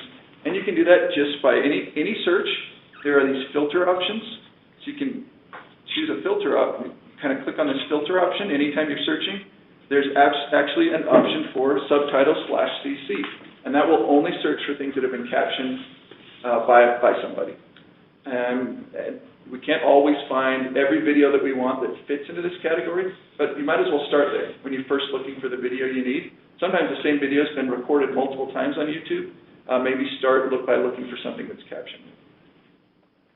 That's a very high-level kind of overview of captioning, but at least kind of underscores the importance of having captioned media.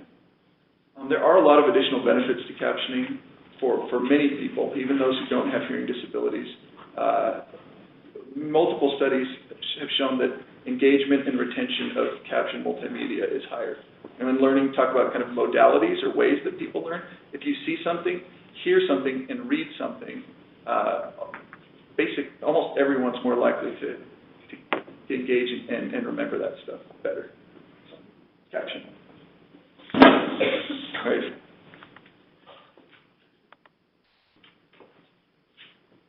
So, those with cognitive and learning disabilities, such an important consideration, such an important group in higher ed.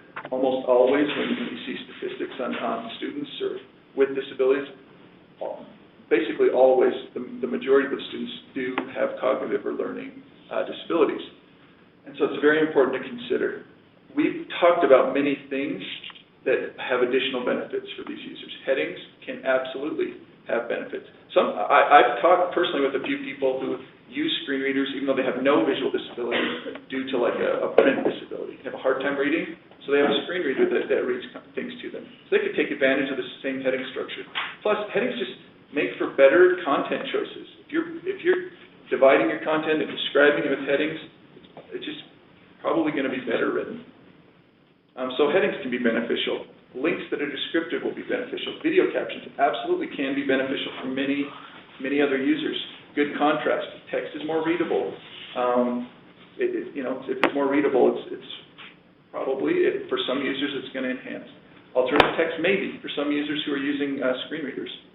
So this is just to kind of underscore that even though I've kind of focused on this will benefit this user, headings benefit screen reader users. It really is much more broad than that. Good link text can benefit users who have motor disabilities.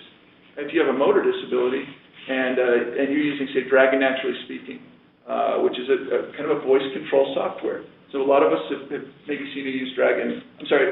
Dragon Dictate is a dictation program. That's more common. Some people use it. It's really popular in law, medical, a few fields like that. But there's another program that kind of builds on that and allows a user to control their computer. So if I came to a link and I said click, if the word headings was a link, I could say click headings. And it would automatically, if I was using Dragon, it would automatically activate that link and I'd go to that page. If I had click here for every link on my page, that makes it a lot harder. So there's just, everything we've talked about benefits more than just kind of the narrow group we focused in on. But I do want to mention one other thing that is beneficial, again, for lots of users. It might be especially helpful for some users with cognitive or learning disabilities, and that's a good use of lists. Using them appropriately, using the right type of list, that can be helpful because you're now taking content and you're doing a couple things with it. You're usually making it, you're kind of calling it out. I'd say maybe at least three things. You're calling it out, you're often making it more short and succinct, and you are kind of creating some kind of order or step that's for those things. And so that can often be very helpful. If you look at a recipe, you have the recipe that's just like a paragraph with do all this stuff and it'll take you 3 hours versus steps that are broken down. I think it benefits many users. So you can use lists in Word, PowerPoint, you use them in Acrobat. Most of us, I think, maybe already do this kind of already because it's really easy. You've got these buttons. If I click inside this text, there are these little bullets and lists, and number, but I call it bullets and numbering, these two little options under paragraph. Again, they are really tiny on the screen, but there's bullets and numbering. And if you choose one of those, it creates that list that a screen reader user can navigate, that anybody can take, can benefit from. So I'm going to take a minute, and I'm going to take this list. There's just a bunch of dashes right now, and I'm going to turn it into a list. So it kind of talks about the steps to doing that. The first step, so this is called 4 steps to create a list in Office. The first step says decide what type of list you should use, bulleted or numbered. If I say 4 steps and I say the first step is to decide something, what kind of list should that probably be? I heard a murmur that sounded more like numbering than bulleted, so I'm going to assume that's what a few of you said. So maybe I highlighted all that as the next step. I chose the correct list type as the next step. So I'm going to do that again. I'm going to just highlight all this text. Or first I'm going to say, what should this be? I think it should be a numbered list. Then I'm going to highlight the text. And I'm going to choose the correct list type. And then I kind of jokingly say, spend 5 minutes fixing auto-numbering. I don't know if you guys have struggled with that, but sometimes in Word it's like, no Word, I don't want to deal with that. If you have problems, you can actually fix that by, if you're doing numbering, there is, again, really tiny on the screen, but there's a little arrow next to the numbering icon that under kind of the options here, you can actually say, I want it to start at a certain number. There's a little tip for that saves a lot of headache there. But usually you're starting at 1. Next thing, the final thing I'd probably want to do is just clean this up a little bit. Get rid of these dashes.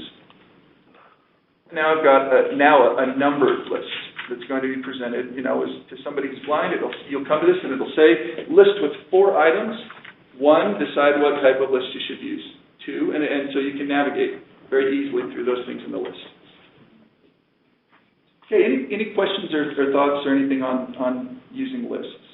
I do just want to reinforce what you're saying. Just like with the headings, if you were to indent, make bold, and underline because you think it's a heading rather than using the heading function, you know that poses problems for folks that can't see the content and want the structure.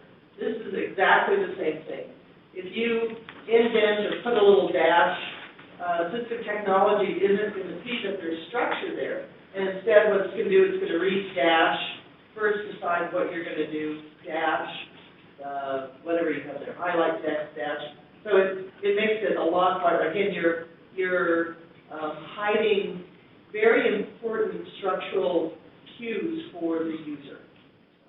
That actually made me think of something. This is a little bit of an aside. This is kind of like, maybe you don't necessarily need to worry about this at this point, but some characters like dashes.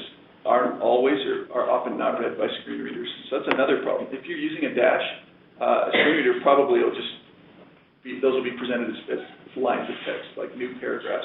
Instead of, so even that dash that's kind of a visual indication of at least it's maybe this isn't a well-formatted list, but at least I'm showing a dash visually. Even that dash may not be presented to somebody who's using a screen reader. Actually, once setting up an appointment with someone who's blind, I said that I'm available, and this is my own mistake, because I've known this for years, but I said I'm available 8 to 8:30 or 9 to 9:30. And I use dashes instead of the word to. And I'm not saying you can't use dashes. I'm just saying this is what happened to me. So I used dash instead. And so if you were using a screen reader, it sounded like I am available 8, 8:30, or 9, 9:30. And so the email back was, okay, sounds great. Let's meet at 8:30. And I'm like, no, that's the one time I'm not available. I'm not available from 8:30 to 9. But because I use dashes, that is a little confusing. So don't worry necessarily about that level at this point, but just know that it just reinforces why it's really important to use things like lists and numbers and headings, because even when you think the text that you've typed on the screen is going to be presented exactly as you think it will, sometimes some of that stuff like punctuation and that may not be read. All right, so a few more principles here.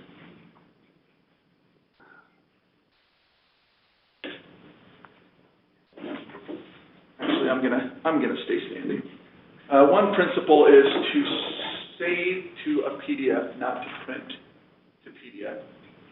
So what do I mean? A lot of times say we'll talk about Word as a common example. In Word, you finished, but you want the thing you've created to look exactly the way you've made it. And so you decide, well, I'm gonna print this to PDF. So I go to my print and I choose the different options, and there's usually a couple that are like PDF or that kind of thing. One of them is sometimes called Distiller, Acrobat Distiller you sometimes see as well as an option. You don't want to do that. If at all possible, don't print to PDF. Look for some kind of save option. Now, not all programs have a save to PDF option, but many do. All of Word does, PowerPoint does, InDesign does, many of these programs do. If you print to PDF, it's kind of like a scan of that PDF often. You might, it's like taking out your phone, take a picture of a document and email that to someone. It's pretty similar what they're going to get, or what like a screen reader user would get. It also means that text may not be searchable. I don't know about all of you, but I sometimes go back and search for an email, and I'm like, well, I remember the attachment was this, and I'll search for that attachment. And my email's smart enough that it looks at my attachments and kind of scans them and looks at what's in there. If you print a PDF, that's lost as well. You can't copy-paste often with those prints as well. So there's just a lot of things that you lose if you print to PDF. And that's the worst-case scenario. The best-case scenario when you print to PDF is maybe they'll get the text and nothing else. So you've gone to the trouble, you've created headings, you've given images alternative text, you've used columns, you've used lists, you've done this so well and structured it so well, then you print to PDF, and then that person at the end either gets a picture or they get that screenshot I have with just words. That's maybe what they get as well. So don't do that if you can avoid it. What you want to do is save the PDF using one of two techniques. And this is also outlined in documents that you have, but one is to click on this Acrobat tab if you have it. So if you have Acrobat installed, and many of us do, we have pretty good access to Acrobat here on campus. So if you have, at the university, if you have Acrobat installed and you've installed it correctly, you may have a tab that says the word Acrobat. If you do, click on it, and then click on this option of Create PDF. So I'm going to actually do that real quick. I'm going to save this. I'm going to click Create PDF, and it's going to ask me what I want to call that. And it's doing some work in the background. It's publishing to this, and there's my PDF. If I look at this PDF, and don't worry about what I'm about to show. Don't really worry about it. But if I dive into what are called tags, which is where kind of the accessibility is, you'll see this first tag, and you probably won't see because it's so teeny-weeny on the screen, but what that says is H1. That means this is a first-level heading. That means if I was using a screen reader and I open this PDF, I would be able to do that same navigation that I did in that Word document. I would be able to hit the one key. PDF slides usually start with a kind of a heading 1 on each slide if you use that title.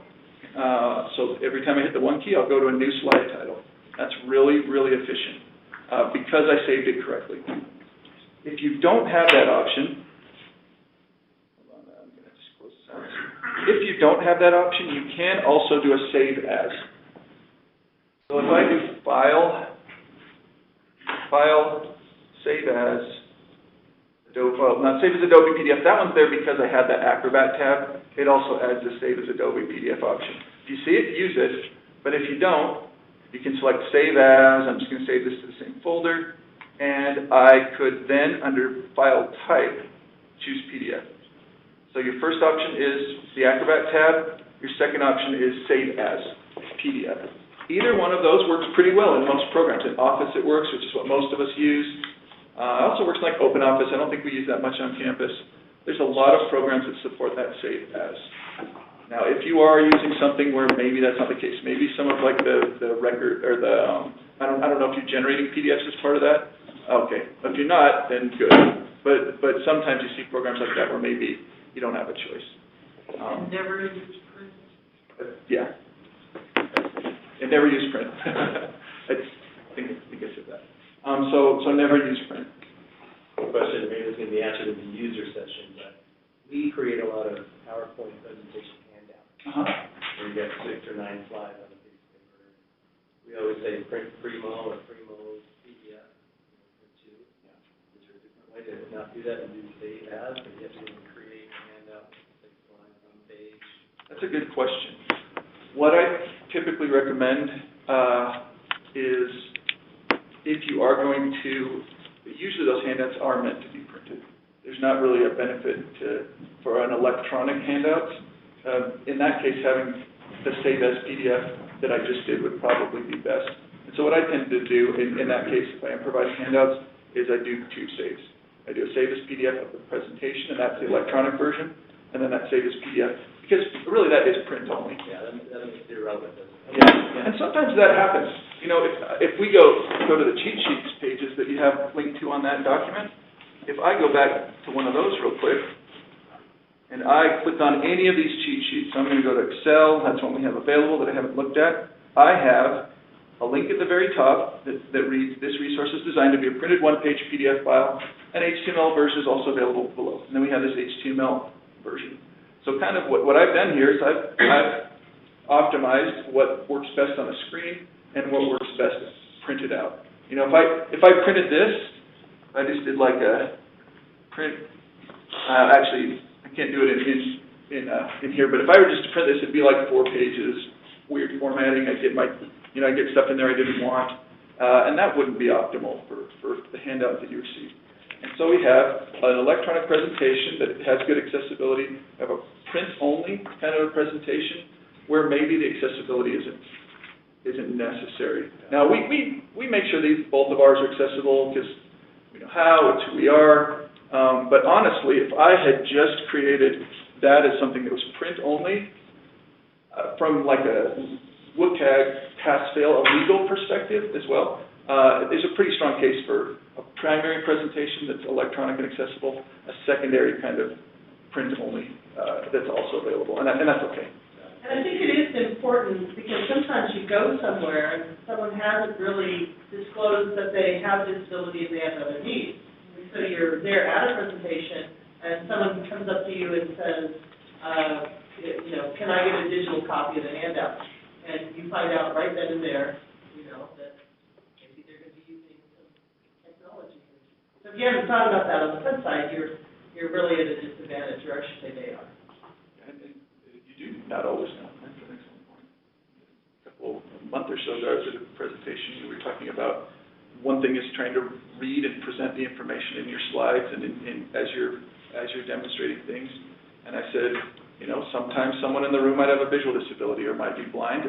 That's happened to me in the past. And then at the break, I find out someone in the room was blind, which I didn't know until he kind of came up and said, I am blind, and thank you for considering that as part of that. So thanks, Cindy. I just wonder what you use HTML For this person, it's because this is on a web page. Like, I mean, both are useful. So if someone is blind and comes into this, this might be a better presentation for them to read that on a screen. And it's just to make the information available, the way that it works best.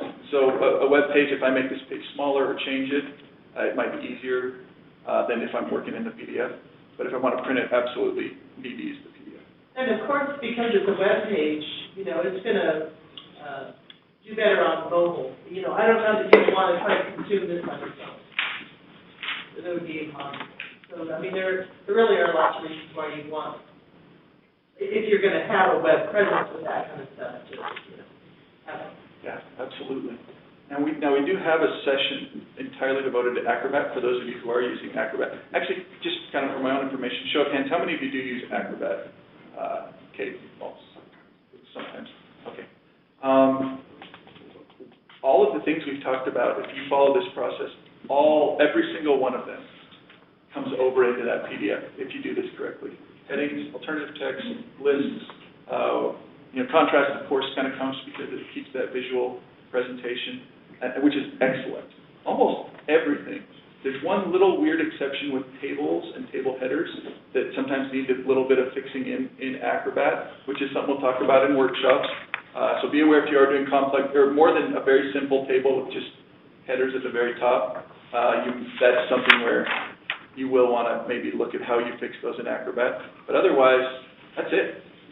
You don't have to then take this time to make sure this document's correct and then fix it in Acrobat. I've seen a lot of people where they kind of try to keep two versions, so they fix something here, and then they save it again, and then they fix it over in the PDF, so they fix it, and then we need to update it, it's a new year, so then they go back to the original document, change it, export it, fix it, and it's almost always more efficient to just do it the first time in that first document. Some of the people at a distance are saying that they don't have copies of the cheat sheets, and so I don't know whether those will be offered or even copies of the slides. But I didn't send it to you, Michael. I only sent it to Cindy and the captioner. Anyway, we'll make sure to send that right afterward. I'm sorry. I did a reply all to an email thread, and I realize now that Michael wasn't included. But you could just give them the URL now. It's NCDAE. Yes. For the cheat sheets themselves, just go to ncdae.org, ncdae.org, and right there in the popular resources cheat sheet is right there toward the top. So that's going to be the easiest way to access those. For the PDF of the slides, we will make that available afterward. I have it right here on my machine, so thank you for clarifying on that.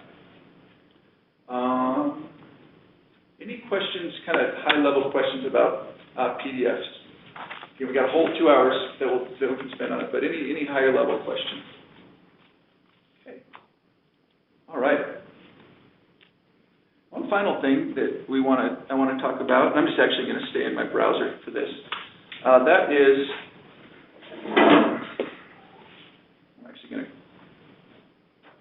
I'm going to call up the UCD website as I start to talk about this, and that is the idea of evaluating content for accessibility. Some evaluation is very technical, because looking inside a web page or looking inside a document can be pretty technical. But there is a lot of evaluation that you can do just, without needing to worry too much about the technical stuff. That's one side, one of those cheat sheets, are a few principles for evaluating. The big one for the documents that you're working on is that there are accessibility checkers in Word and in PowerPoint and in Acrobat, and as part of the workshops we're going to use each of those. And they can be very helpful. They can identify things like, you have no headings in this document, or you skip levels, you go from a heading 1 to a heading 4. That might be confusing for some users. You have images with no alternative text, those kinds of things. So these tools can help you test. For web pages, now, most of you aren't building web pages. Some of you are. Some of you are maybe putting content into a web page. But some of you are also linking to web pages. And I think it's a good idea to look at the accessibility of those pages, at least at a very high level.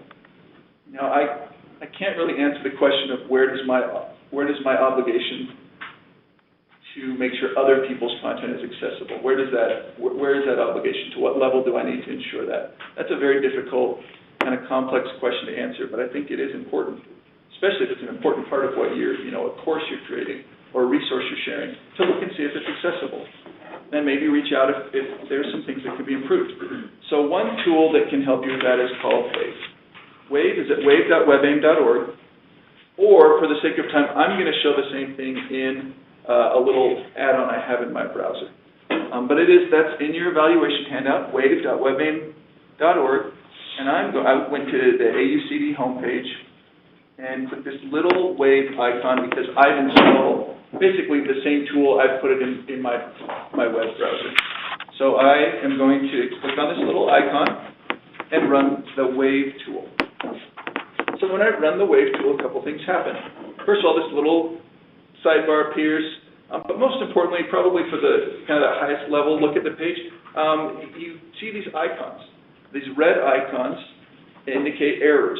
This is where Wave is saying, I know this is a problem for accessibility, something you need to look at and maybe fix.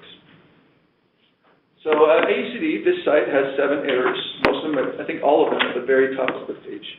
And if you are using this tool, if you're using it for a website, you can look at some of these red icons. If you want to know, what does this thing actually mean, you can click on it and you can find out.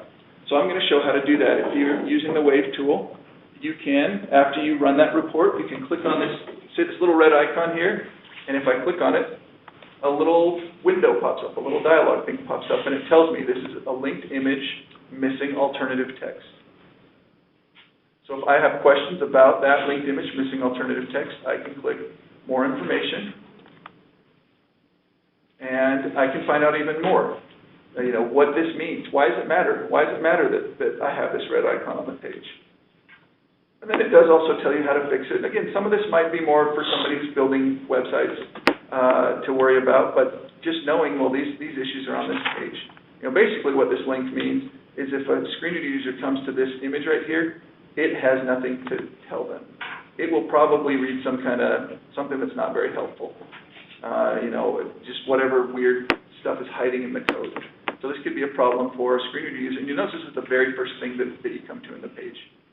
So these little icons, these social media icons, are very often a source of problems. So that's one thing.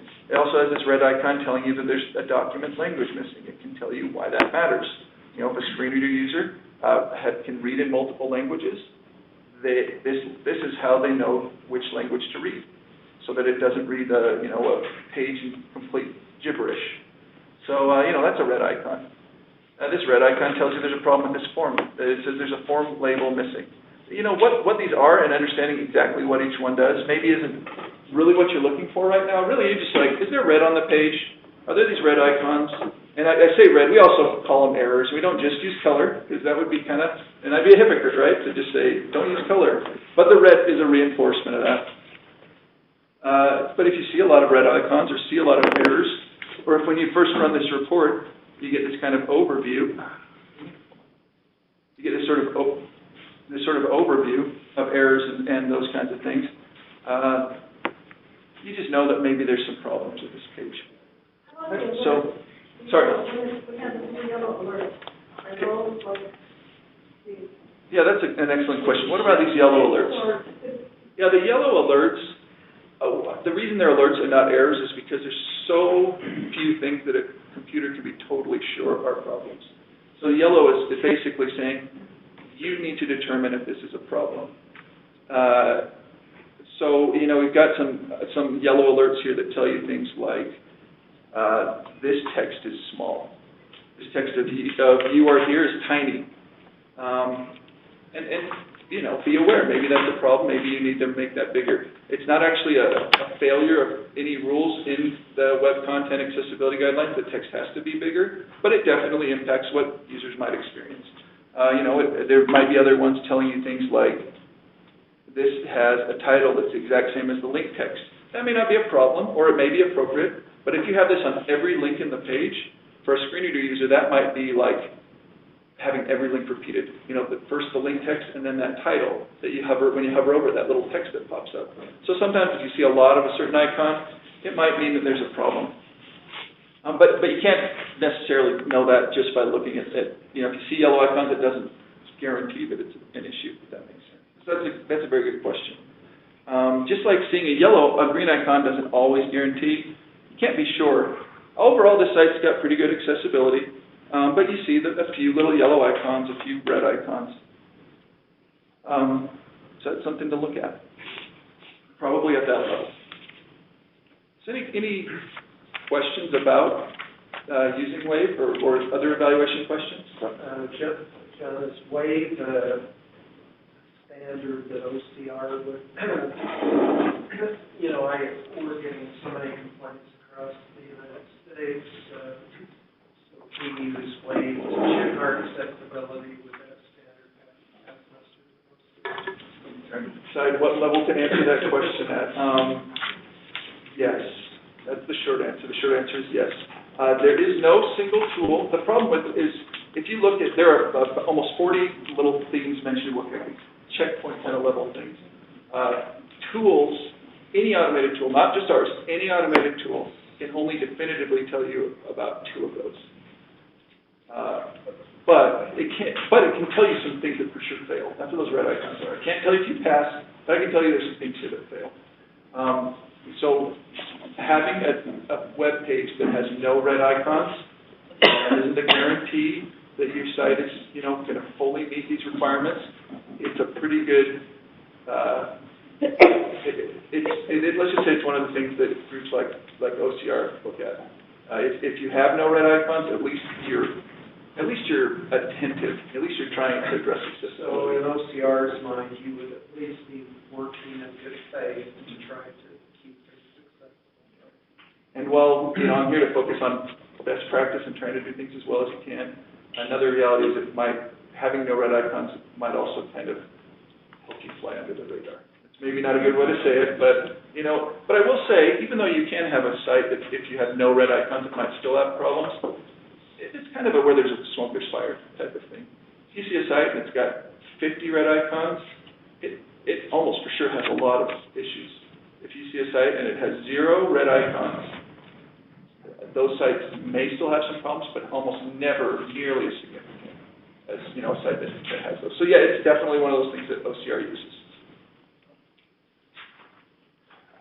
Sorry. No. OCR. Oh, I'm sorry. Office of Civil Rights. Yeah, so the Office of Civil Rights. Okay. So Office of Civil Rights. So when you're talking about a red icon using this WAVE program, that means what exactly again? It means a program, a computer algorithm, a computer program can tell you that is an issue that impacts some accessibility, impacts somebody with a disability. John, can you show the list of icons? I think that's Absolutely. what we want to. So we just created a system that has things that are a definite fail, and we color-coded those errors to be red along with other meanings. And some are yellow, which is, you kind of manually need to go and look at it. We're giving you the advice that we think something's going on, but you check it on your own. And then we've got green, which is, we think what you have there is really good. Here you have alternative text, if you just what it says, although that could be an error too. And then there's blue, here's instructional pages put in. So when he's referring to the red icon, he's referring to only those things that we created in WAVE to help show folks where there's an absolute error. Like red for sure, there's no false positives there. I mean, those are for sure errors.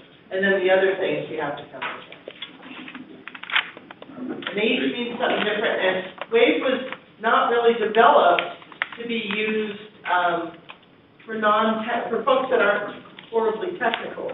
This is aligned to markup and stuff like that. But we found that folks that are not technical still can benefit from using it and looking for red. Thank you. One final thing I just want to quickly mention about WAVE is it does have in the sidebar a little contrast button that will show you some contrast errors in web pages. Just like everything else, it can't be 100% sure. You can't look at images where you still need to think of contrast of text inside an image. But that's another thing that you can look at on your own web pages. You can run a wave report, and in addition to the red error icons that Cindy just talked about, you can also look to see if there's any contrast issues that it can check for you. So unfortunately, you can't do that. There's not like a tool built into Word to do the same thing.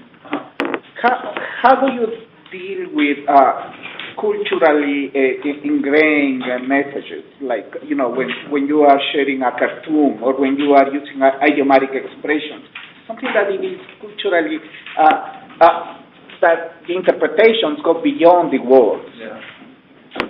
I think there's a couple levels to that. One is sometimes if you are using images, the alternative text for some of those can be difficult. I think that's a very important consideration. A little outside the scope of what I focus on, just because, you know, just as we've had some meetings to focus on cultural sensitivity and being aware of some things, this one's really kind of focusing more specifically on people that have disabilities and some of their experiences. I think it's a very important consideration, though. So, thank you, Eduardo. And thank you very much for your time. We do have... You have to read this to the mic so that people... For anyone who is remote now or viewing this video, please email Julie Wilson. You already have her email address, but I'm going to read it, julie.wilson@usu.edu, that you attended this session. Thank you very much. There is a kind of a... Oh, yeah, sign-in sheet. There's a sign-in sheet. Did everybody get the sign-in sheet? Okay, No. let's make sure that we get the sign-in sheet to anyone else. And there is, if you'd like to provide some feedback, you're welcome to do that. Thank you.